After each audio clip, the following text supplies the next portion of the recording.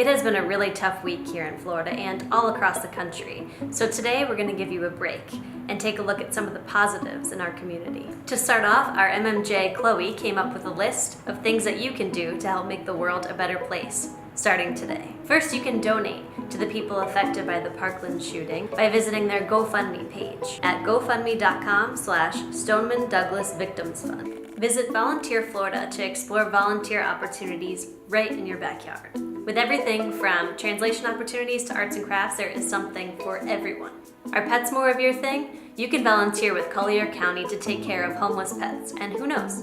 You might just take a couple home with you. You can adopt a highway. Wait, you can really do that? You can. You can adopt a 2-mile stretch of one of our state highways, easing the load of work crews, allowing them to dedicate more time on other highway projects and road maintenance. Last but not least, you can pay it forward at Starbucks. Starbucks is encouraging patrons to purchase the coffee of those behind them in line because generosity rules after all.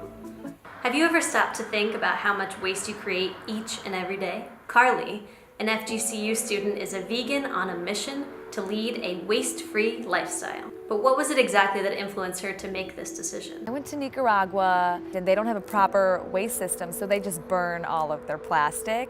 And so when I was there, I really tried to minimize my waste and fit it all in a plastic bag. Carly's trip was so influential that she decided to bring these practices back home with her. To encourage others to do the same, Carly created a social media campaign called Futuristic February. But it's not just limited to this month. Futuristic February can take place at any time.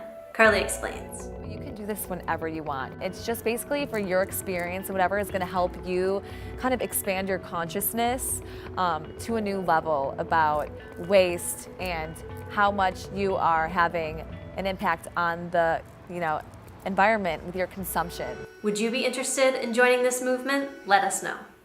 Sometimes you meet someone who changes your perspective and forces you to reassess your own life. For us, that person is Brian Martin. We met Brian at Lighthouse of Southwest Florida, an organization that helps the visually impaired. Here, Brian explains how he copes with his disability and always looks for the bright side of things.